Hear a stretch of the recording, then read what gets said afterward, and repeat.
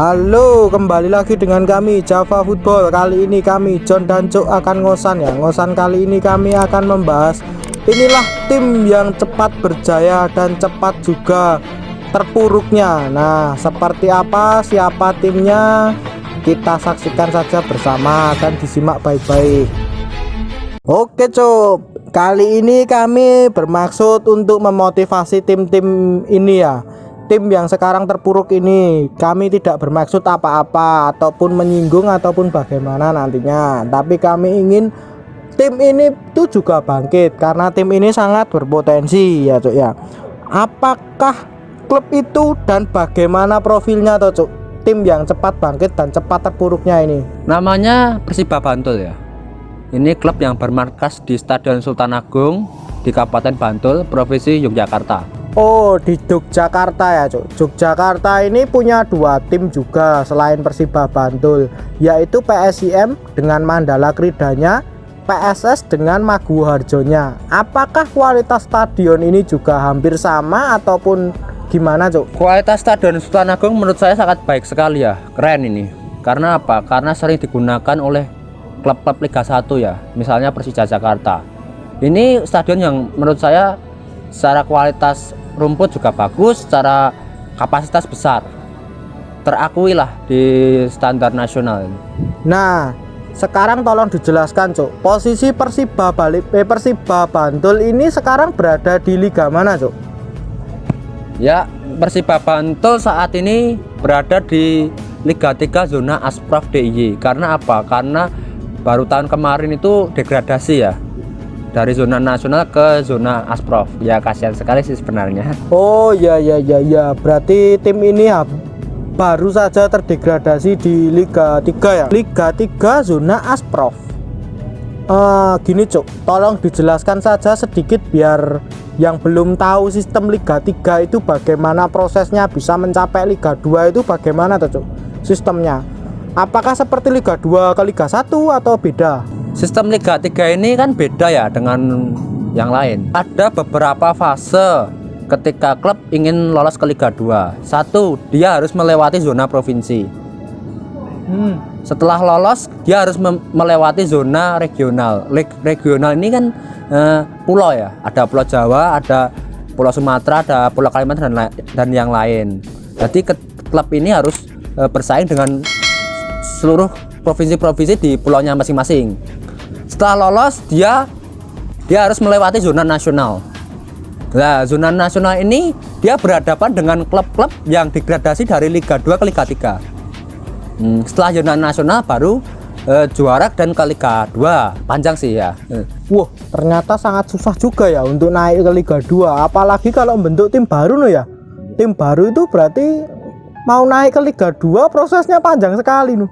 Walah keluar duit banyak nih ini berarti. Oh, gini Cuk, kita kembali ke topik saja. Bagaimana toh awal kebangkitan tim Persiba? Ini kita cerita ke flashback dulu saja. Persiba ini bangkit dulu bagaimana?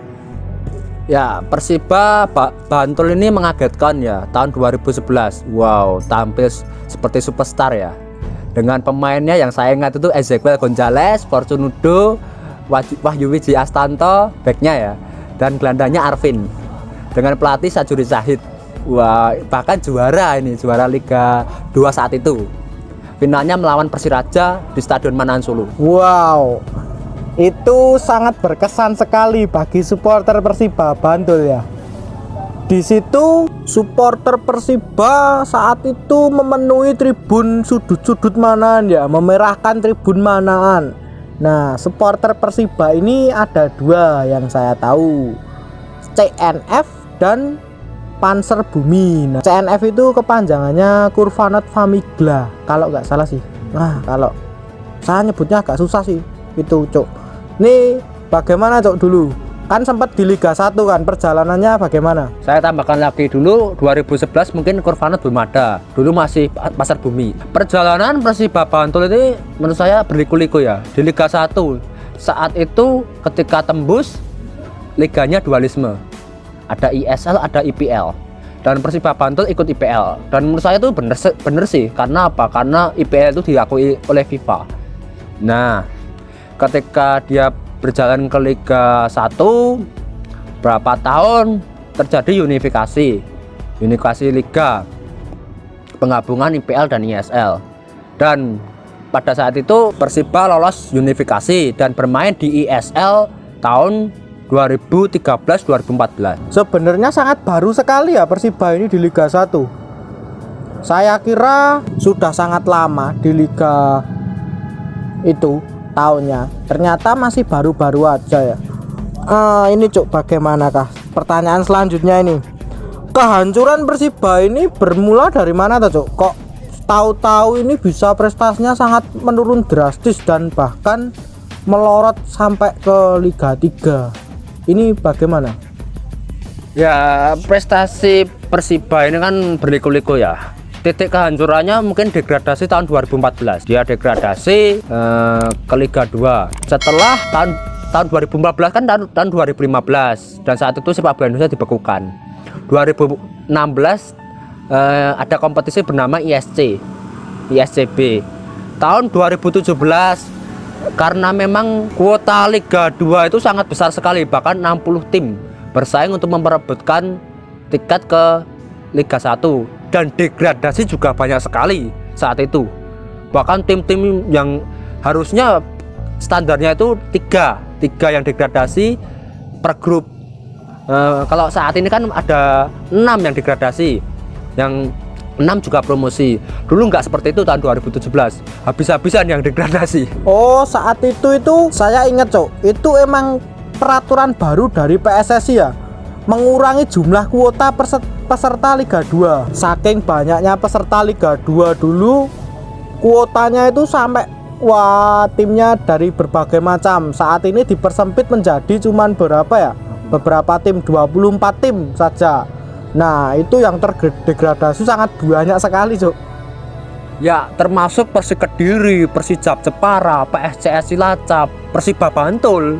Banyak yang tim-tim besar yang degradasi. Aduh, iya. Ngeri sekali itu. Tahun-tahun itu emang apa ya? Dikecam PSSI saat itu. Mau membuat aturan itu penolakannya itu sangat banyak sekali. Lah wong yang terdegradasi, wah, saat itu ada per tim itu per grup itu ada 4 yang terdegradasi, 4 yang tidak, atau gimana saya lupa. Pokoknya intinya per grup itu yang terdegradasi hampir separuh lebih. Nah, terus ini apalagi Cuk, era kehancuran Persija setelah degradasi kok sekarang seperti ini. Ya, Persiba Bantul itu kan ketika degradasi ke Liga 3 tahun 2017. Wah, ini titiknya. Banyak ditinggal supporter, terutama Stadion Sutoragung sering sepi. Ketika di Liga 3 pun dia susah sekali untuk promosi. Malah tahun berapa ya? Tahun 2019-2020 degradasi lagi dari Liga 3 nasional ke Liga 3 zona Asprof. Wah, ngeri sekali ini. Hampir. Oh iya, bisa dilihat ya, dicek. Supporter Persiba ini dulunya sangat fanatik sekali, bisa memenuhi tribun Sultan Agung. Tapi sekarang mereka mulai agak memudar ya, mulai meninggalkan tribun, dan pertandingan Persiba ini juga sering sepi juga. Ini bagaimana Cuk, supporter Persiba ini? Kok bisa seperti ini? Apakah mungkin kecewa dengan manajemennya atau gimana? Ini sebenarnya yang salah siapa? Ya, manajemennya sih menurut saya juga bersalah ya dalam arti gini, karena memang prestasi tim ini sangat buruk sekali berapa tahun ini. Bayangkan, klub susah sekali untuk promosi ya. Tahun 2014 degradasi, tahun 2017 degradasi lagi, tahun 2019 degradasi lagi.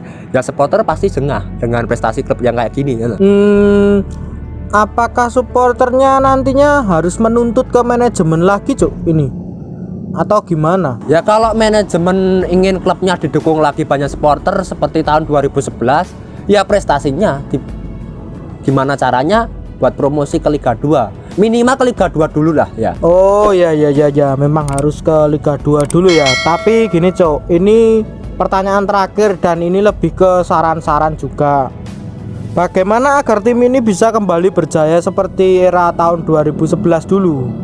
Apakah ganti manajemen atau gimana? Nah, dan supporternya nanti harus bagaimana juga? agar bisa mengimbangi tim ini juga bisa bangkit? Ya saran saya sih gimana caranya manajemen itu untuk membuat prestasi di Persiba, ya promosi ke Liga 2. Sampai kapanpun susah cari supporter kalau ke Liga 3 ya. Nah, Padahal tim ini juga sangat potensi ya Cuk. Mereka punya stadion besar. Apakah manajemennya ini tidak melihat potensi kota Yogyakarta ini? ya gimana ya, harusnya sih melihat, harusnya sih. Nah, dengan potensi yang luar biasa sih. Ya manajemennya harus memutar otak bagaimana caranya Persiba ini harus promosi dulu ke Liga 2. Dan saya berharap juga supporter mau mendukung klub lokalnya. Ya betul sekali Cuk. Saya juga berharapnya seperti itu Cuk. Supporter Persiba Bantul ini bisa mendukung tim lokalnya kembali. Support your lokal tim kita kibarkan lagi di Bantul. Nah agar supporter-supporter ini juga mendukung lokal timnya juga. Walaupun timnya sedang terpuruk, baik maupun timnya sukses, itu juga penting sekali sangat dukungan supporter ini. Kalau manajemen tidak ditekan oleh supporter sendiri pun juga sangat susah mereka untuk berkembang, karena mereka itu terlalu zona nyaman. Mereka terlalu mengenang masa lampau gini lah. Tahun itu kan masih tahun APBD ya Cuk ya. Ya 2011 masih APBD kan, tahun 2011 2020 baru peralihan berbentuk PT. Saat itu kan yang lolos itu Persiba Bantul, Mitra Kukar dan Persiraja Banda Aceh ya, yang lolos ke Liga 1 tahun 2011. Setelah itu baru diputuskan tidak boleh menggunakan APBD. Nah itu ketika menggunakan APBD, manajemen tim ini terlalu terlena. Mereka terlalu menyepelekan profesionalitas tim. Seakan mereka itu wah saya ini loh pendiri saya ini. Nah tetapi ketika sudah di stop, mereka itu wah ya kebakaran jenggot lah ibaratnya. Ini juga peran supporternya juga. Kalau supporter itu menuntut timnya terus menerus, nah bagaimana supporter itu menuntut timnya agar lolos Liga 2 dulu, bagaimana? Nah pokoknya intinya kalau saya bicara bahasa Jawa dulu itu di Liga 3 itu penting gelut dulu wes. Pokoknya piye carane munggah Liga Loro ora urusan gitu guys. Itu kata-kata spanduk BCS. Buh piye carane kudu menang. Nah itu. Nah mungkin seperti itu dulu saja ya video saya dan bincang-bincang saya. Nah jangan lupa like, comment, and subscribe.